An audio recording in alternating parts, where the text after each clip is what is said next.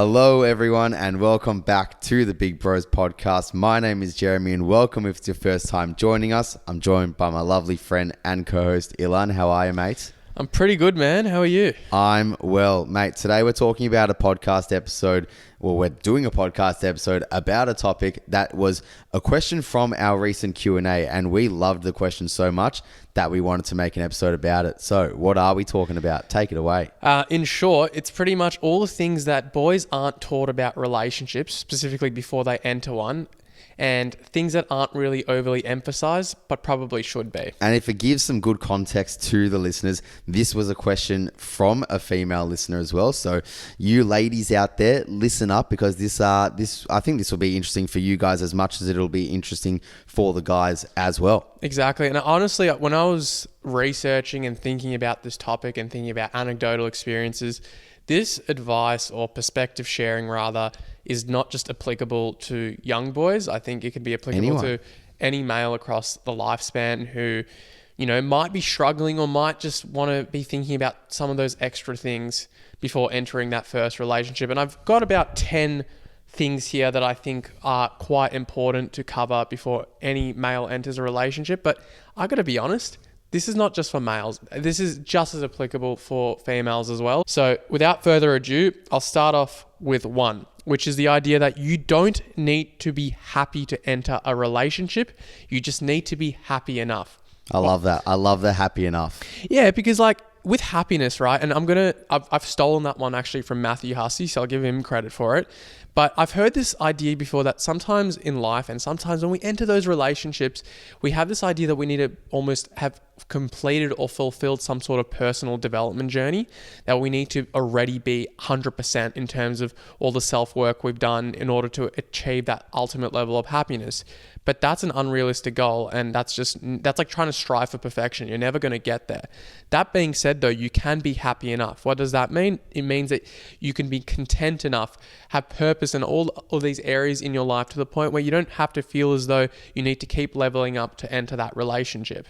Yeah, and also with finding someone and entering something with them, acknowledging that they also probably aren't going to reach a point of entering where they're wholeheartedly happy. It's not like you enter a relationship where it's like, I am wholeheartedly happy, now is the time. Like, that's the beauty of, maybe relationships and finding someone, is that sometimes it is when you least expect it. And look, you absolutely should do the work if there is work that needs to be done in order for you to then go and enter a relationship. Like, if you feel like there's a lot of leveling up you need to do before getting there, that is a non-negotiable. But in terms of happiness, in terms of that wholehearted readiness, I feel like you're never going to feel completely happy enough to maybe enter one, and you're never going to feel completely ready enough. Because what does that mean to be completely ready enough or happy enough? I feel like, some days you might wake up and you might be happy being single, and then some days you might wake up and you might feel like,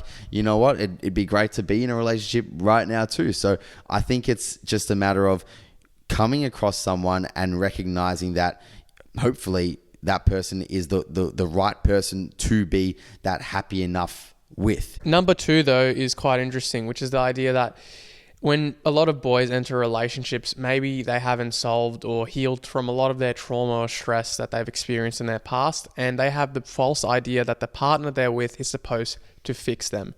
That couldn't be further from the truth. No one will ever be able to fix you. That is your job. And that's where it ties into the last one about being happy enough or achieving true happiness before entering one. It's like, yeah, you're still going to go through phases where you need to work on yourself and fix yourself. When you are in a relationship with someone, you're always going to be bettering yourself. You're not going to be wholeheartedly happy. You're not going to maybe be wholeheartedly healed either. And that's the beauty of hopefully finding someone where you can do that stuff together. You can be each other's best teammate, and you can strengthen up your strengths together, and you can build up on each other's, weaknesses and challenges and healings. I mean, and like we've said previous episodes as well, like if you're getting a sign where that person is, trying to latch onto you, as their therapist in a way, you are their emotional punching bag. They're chucking all of their baggage onto you and it's drawing you down.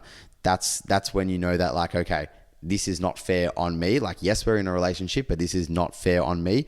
You're not supposed to be a fixer here. Yes, you can better someone and work on challenges together. But if it's to that extent where it's like taxing, draining, and you start loathing it, that's where it gets unfair. Yeah. Have you heard of compassion fatigue?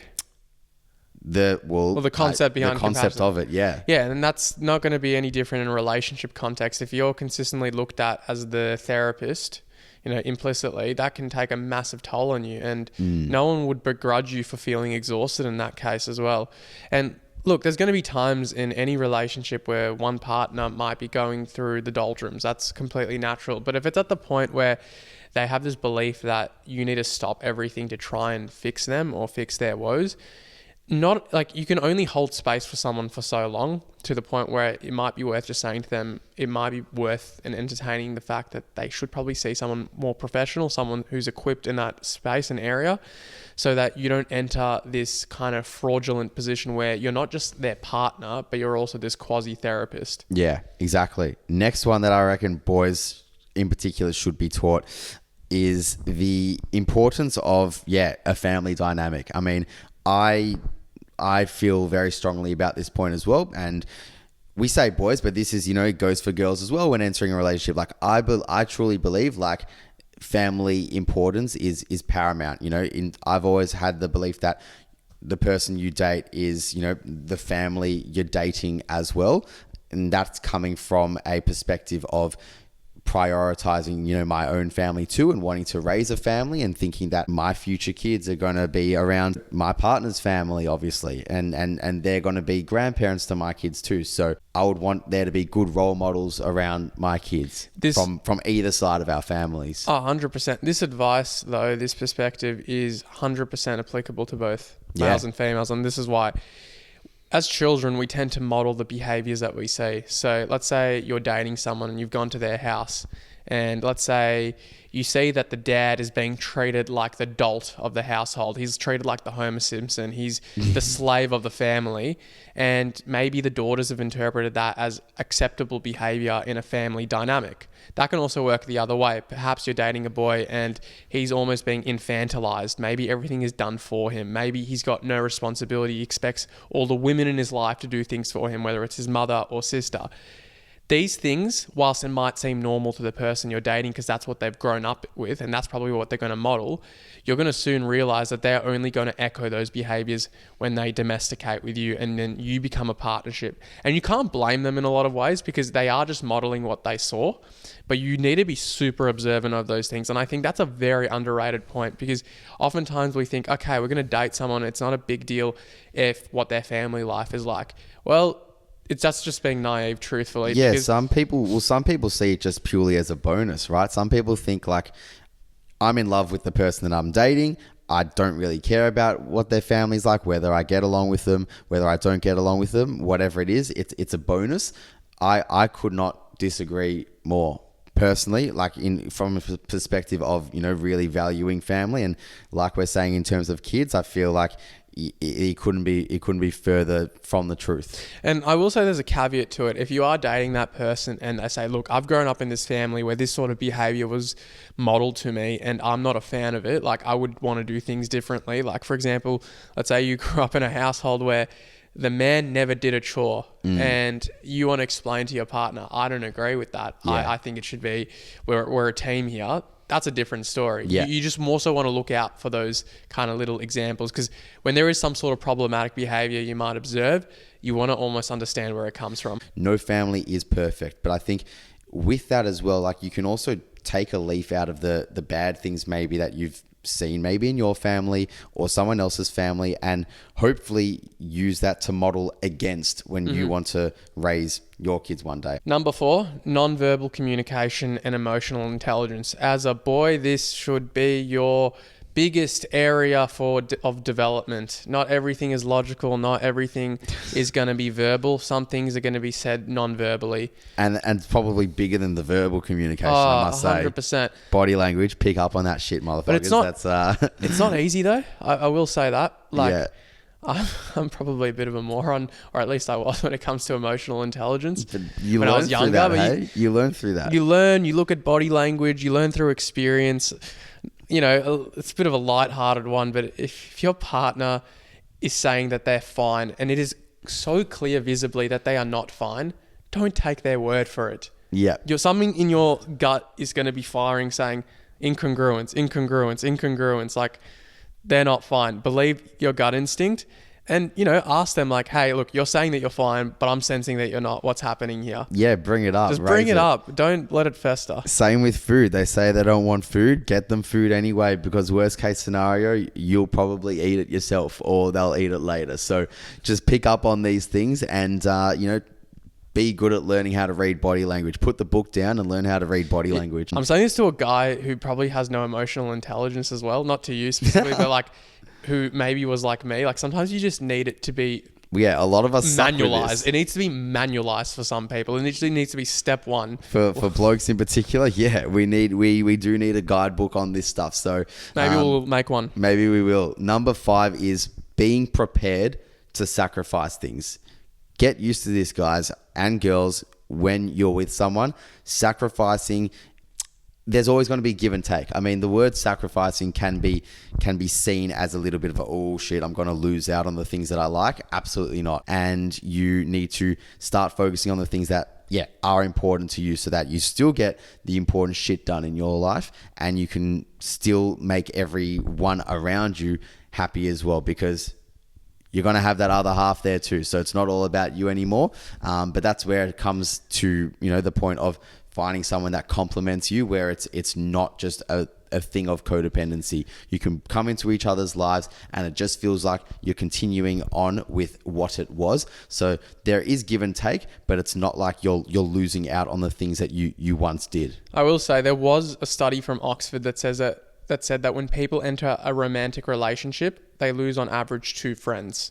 Oh, right. Okay. And I can't say I'm surprised when you hear that statistic, because the more time you spend with someone, that means that needs to be taken away from something else. Yeah. An activity, a person, so be it. So I think it's useful to know before you enter a relationship. Like, you don't need to write this stuff down or anything, but just like intuitively having an understanding that what things are important to you, which people are important to you, and asking yourself, what things are you willing to sacrifice in pursuit of a romantic relationship? Because something's got to give, doesn't it? Like, yeah. There are no solutions. There's only trade-offs. Yeah. So what are you able to part with that can ensure that you can still put all your emphasis into the things that matter for you?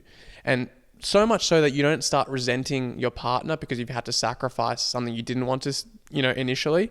Like, no one's saying you have to sacrifice the things that are important to you, like your health and fitness, your career and so forth. But maybe there's some superficial things that you may have to. Yeah. And look, I mean, but I truly do believe though that with the right person, it wouldn't be all that difficult. I personally. agree. I think it shouldn't feel all that difficult to make those trade-offs. Why? Because you would want to do that as well for the person that you're with. Like, you would be happy to go out of your way to, you know, pick them up from somewhere or to bring them something if they need it, or, you know, and if that means not being able to do something that you might have planned on doing in that one moment.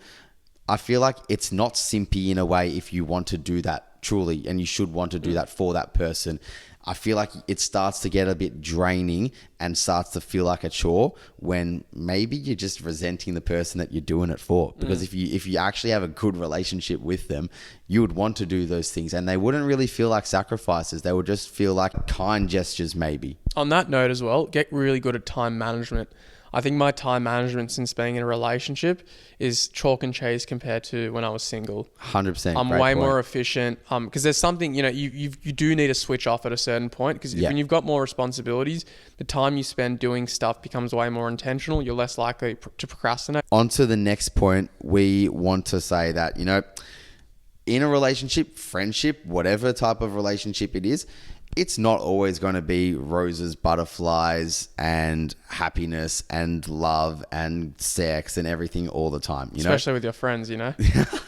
Exactly, especially with your friends. So, you know, expect to feel less happy at times. Expect to feel maybe a bit argumentative, a little bit antsy at times.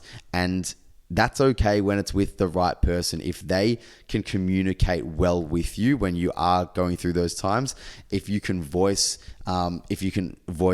difficulties or problems with one another or things that you're not happy with, that is great. But doing so from a place of love is the key, with compassion, with a bit of sensitivity to it, not pointing fingers by saying you do this, you do that, but maybe saying I feel this when. I completely agree. I think anytime you use language that is less accusatory, so you're not accusing them, but you're saying things from your perspective, it always helps. And I think one of the biggest myths we've been taught about love and about relationships is the idea that that it's going to be perfect, that you're going to live happily ever after. But there are going to be times when you're feeling more flat and your partner's feeling a bit anxious, and perhaps you two are not the best versions of one another. And it's completely fine to give yourself permission to not always feel happy. I think people think that they need to break up if there's like an extended period of time where, well, you know what, if it is an extended period of time, that might suggest something else. But if there's a couple of week period where things just don't seem okay, that's fine. Yeah. It doesn't always it's not like one strike and you're out sort of thing. No, how and you feel. It is tricky to know, I guess, what maybe that time frame is. I don't think there is a set number of days or weeks or months where you can say, okay, I haven't felt happy for this amount of time, I should consider breaking up or whatever. I think it should more so just be coming from a place of conversation. Like if you are feeling flat, if you're not feeling happy for whatever time period that is, but you're not able to feel like you can express that with that person, work through it together and try better it, that's when those harder decisions can then maybe be spoken about, because therefore there might just be something missing between you guys, a missing link where, there's just that disconnect there if you're not able to work through that and get happier back to where you were once before. And maybe, don't look at happiness as that end goal. Just sometimes you're going to be in a survival mindset just in your own personal life. Things might be hitting the fan at work. Things are just piling up and you're just not the best version of yourself, and that's okay. But as long as you said, you kind of can have those conversations where you're on the same team and you can reinforce to one another that you both love each other, even if you don't feel, as romantic as you might be because of some whatever circumstance outside of your control. I mean, I'll be honest, like even when I think it was like a couple of years ago when my great grandmother passed away, I wasn't myself for a good kind of week and a half. You grieve through that process. So maybe you're not as lovey-dovey as you normally would be. And that's because you're kind of going through your own shit. But that doesn't always have to be exclusive towards, big extreme events like grief. It could be for a lot of our listeners who are still in uni going through exams and assessments during that May-November period where, assignments are piling up, you've got exams, you're not going to be the best version of yourself likely in that relationship because you're probably a bit more stressed, you're a bit more anxious. And that's life. It's not the Disney fairy tale moment that tells you that you're going to live happily ever after. You do need your partner to be on the same page with you for all of this. If your person is trying to make you feel bad for not maybe giving them as much attention as you might normally, or for not being as romantic as you might normally, that's where it's bad, because you shouldn't be making them feel bad for not doing those things when they're a bit down. It should be an acknowledgement that they are down, talking about it and allowing a little bit of space and respect, and then working through it together. That's what a good partner would do. Because they'll inevitably come around. It's not like they're doing this to try and upset you. They're doing this because it's a period of their life where it's really hard to roll with the punches. And I think a bit more increased awareness around that's a really, really important thing. Now, next point is that it's not just important that you love them, you need to actually like them. Sex is not enough to sustain a relationship. Physical intimacy is not enough to sustain a relationship. A relationship essentially is one long conversation, and you better hope that you actually like the person you're having dialogue with. Yeah, you want to like their characteristics. Like, one I come back to is that, you want to feel like you admire that person. You're inspired by that person. You look to them and you think, wow, like they are cool. They're doing cool shit. I want to be a part of that. I want that to be involved in my life too. Like, that is where I think the likeness towards them comes, not necessarily the love for them comes. I mean, because you're liking a lot of their characteristics and traits. And I think that can then develop into what we call love, because you're liking a lot of those things. If you don't have that likeness towards traits of them and characteristics of them, I think it's a lot harder to then progress into that love stage for them. But yeah, you want to admire them, you want to respect them, and you want to enjoy their company ultimately, like you would a friend. They're gonna be your partner. You're gonna be hopefully best mates as well. So you got to have that tango. You got to have that fun factor to it as well. It's not just all about kissing and having sex and ripping clothes off. And I reckon those relationships where you start off being almost like friends and then it develops into something more romantic, in a lot of ways I can see that being, I don't know, it could be bro theory, but being more sustainable, because you got the chance to know them without the physical intimacy clouding your judgment. You got to know them as a human being, as someone that you respect, admire their values and so forth, have a great time with, feel safe with, and all the characteristics that you would want in a friend. And if you can start off on that platform, I feel like it's so much easier to maintain a romantic relationship thereafter. Yeah, and that's like what we again spoke about recently, where, when you are starting off dating someone, avoid the physical intimacy from the first few dates, because you want to use that time to try and understand them and their characteristics and their values, and work out, do I actually like this person? Do I like who they are? Do I like their characteristics? Do I want to hang out with them more because of that? Not because of the sex or the kissing, but because of them as a person. So yeah, whether that starts off like just as a friendship or just maturity when it comes to dating the person, give yourself the time to wait a little bit until that physical intimacy comes, because that'll come. If you like the person, that'll come and it'll feel even better. The grass isn't always greener, but it can be. And what I mean by that is oftentimes we're taught this idea that the grass isn't actually going to be better. The person that you part with, there's not going to be anyone better. And there are caveats to this situation. If you're in an abusive relationship with someone, if you're in a relationship with someone where they're just not kind to you, you probably will find someone who can meet that prerequisite. A lot of times people might tell you, no, just stick it out because there won't be anyone better. But, or you think in your mind at the time that there's no one better, and you've got that sunk cost fallacy going through as well. But there are situations in which you might be with someone and they tick a lot of your boxes, but then the human condition is plagued with having to always find a flaw about someone, isn't it? Like we have this negative attribution bias. We're always going to be looking at things the wrong, not the right, because that's just has helped us survive. Well, because it sticks out as well, like a sore thumb, it does. It's like if you go for, I don't know, it could be like a catch up with someone you haven't seen in a while. Like you go and get coffee with someone for a while and, you're talking about life and stuff. It's weird that maybe the negative things that might arise in the conversation stick out more so than the really good stuff, which the good stuff is probably 90%. And then the 10%, like that's the stuff that you remember, like, oh, I saw this person, but they're going through this, or this happened. It's like, what about all the other stuff? It's like, yeah, that unfortunately that negativity does stick out, but it's when it's at that extreme that, the grass should and probably will be greener elsewhere, right? And on that note as well, when you're going from one relationship to another, you're trading one group of imperfections for another group of imperfections. So I love that. You're never going to be finding someone who's got no imperfections. We all have imperfections, right? So you've got to be really clear on what imperfections you can tolerate.